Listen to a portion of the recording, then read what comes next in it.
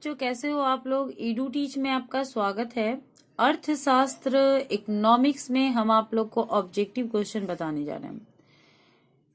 Exam में आप लोगों को 60 क्वेश्चन पूछे जाते हैं, जिसमें से आपको 50 क्वेश्चन बनाना रहता है ना।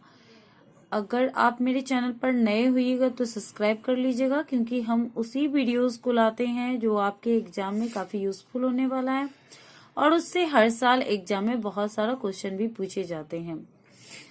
सबसे पहले माइक्रो शब्द का प्रयोग करने वाले हैं Marshall, Boulding, Keynes, Ragnar Frisch. ठीक है, तो सबसे पहले माइक्रो शब्द का प्रयोग करने वाले जो हैं वो हैं रैगनर फ्रिस। कौन है? Ragnar Friis.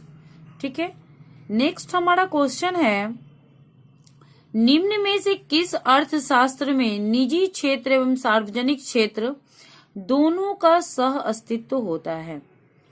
निम्न में से किस अर्थव्यवस्था में निजी क्षेत्र एवं सार्वजनिक क्षेत्र दोनों का सह अस्तित्व होता है? जैसा कि आप लोग को पता है कि भारत में जो है निजी और सार्वजनिक दोनों क्षेत्रों का जो है मिश्रण है, दोनों का सह अस्तित्व है। तो पूंजीवादी होगा, मिश्रित अर्थव्यवस्था होगा, समाजवादी होगा, या इनमें से कोई नहीं, है ना।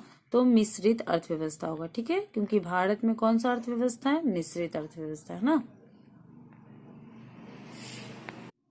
नेक्स्ट क्वेश्चन है, किस अर्थव्यवस्था में निजी संपत्ति के अस्तित्व एवं प्रधानता पाई जाती है?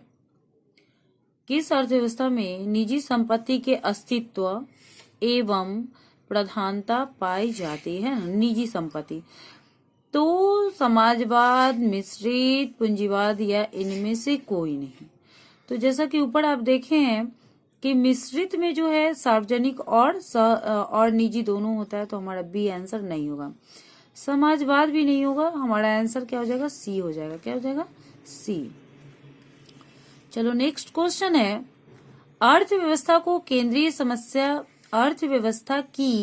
केंद्रीय समस्या कौन सी है? साधनों का आवंटन, साधनों का कुशलतम उपयोग, आर्थिक विकास, या इनमें से सभी। ठीक है, तो अर्थव्यवस्था का जो केंद्रीय समस्या होगा, साधनों का आवंटन हो जाएगा, साधनों का कुशलतम उपयोग भी हो जाएगा, आर्थिक विकास भी हो जाएगा। तो हमारा इस तरीके से आंसर क्या हो जाएगा? डी हो जाएगा। नेक्स्ट क्वेश्चन है, तटस्थता वक्र विश्लेषण किस अवधारणा पर आधारित है? तटस्थता वक्र विश्लेषण किस अवधारणा पर आधारित है?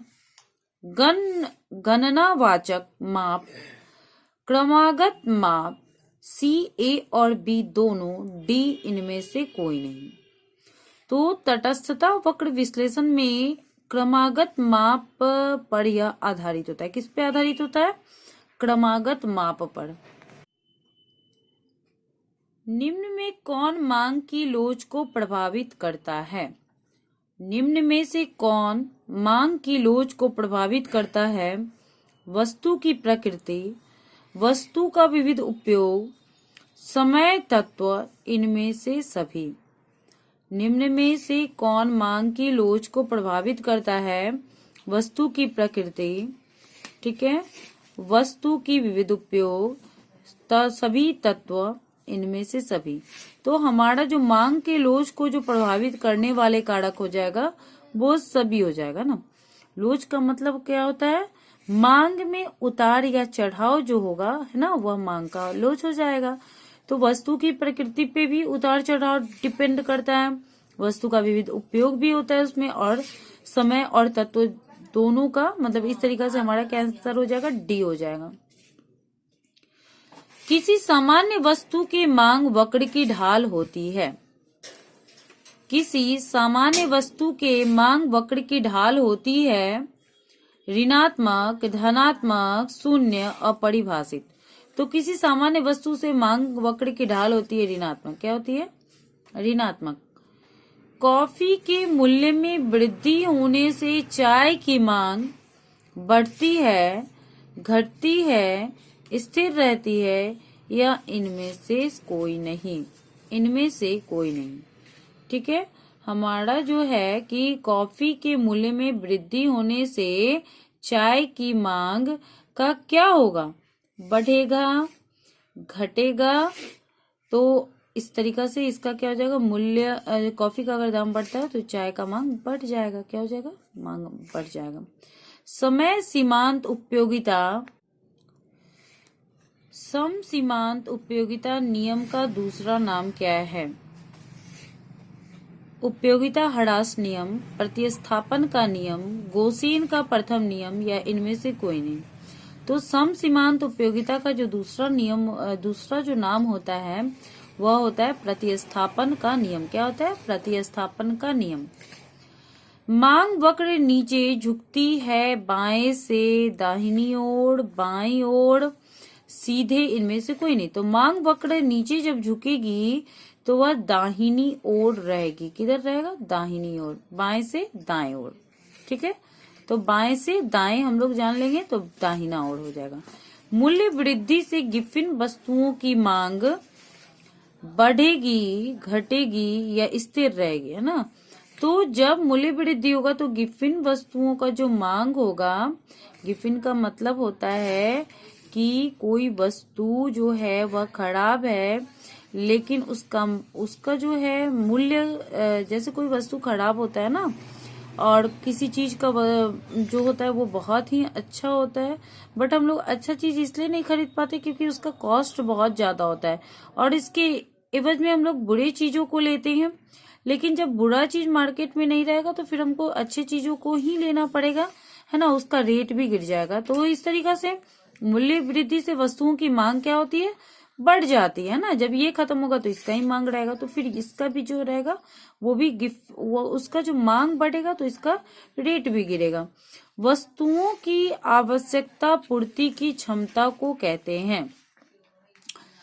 वस्तुओं की आवश्यकता पूर्ति की क्षमता को कहते हैं उत्पादकता, उपयोगिता, योग्यता या संतुष्टि। वस्तु की आवश्यकता पूर्ति की क्षमता को कहते हैं, जो कोई वस्तु का जो आवश्यकता पूर्ति होता है उसकी क्षमता को हम लोग कहेंगे उत्पादकता, उपयोगिता। ठीक है, तो उपयोगिता कहेंगे। क्या कहेंगे? उपयोगिता, क्योंकि वस्तु का जो आवश्यकता होगा उसको हमको पूर्ति कौन करेगा? तो उपयोगिता ही करेगा। उपयोगिता होगा तभी हम लोग वस्तु को लेते हैं। निम्न में कौन स्थिर लागत नहीं है? निम्न में कौन स्थिर लागत नहीं है? ऋण पर ब्याज, कच्चे माल की लागत, फैक्ट्री का किराया या बीमा की किस्त।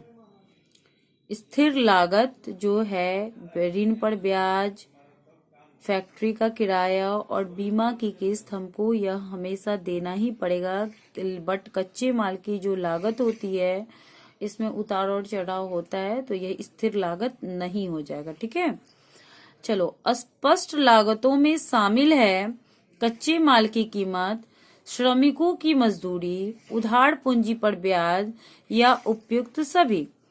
अस्पष्ट लागत जो होगा, अस्पष्ट लागत अगर हमको निकालना रहेगा किसी वस्तु का तो कच्चा माल का कीमत हम शामिल करेंगे, श्रमिक का जो मजदूरी होगा उसको भी शामिल करेंगे, उधार पूंजी पर जो ब्याज होगा उसको भी शामिल करेंगे। तो इस तरीका से हमारा जो लागत हो जाएगा वो सभी हो जाएगा। क्या हो जाएगा? सभी। अगर आप मेरे चैनल पर नए होइएगा तो सब्सक्राइब कर लीजिएगा और लाइक कर लीजिएगा, जिससे हम लोग को थोड़ी खुशी मिलती है। कमेंट करना ना भूलिएगा। थैंक यू मेरे वीडियो को देखने के लिए।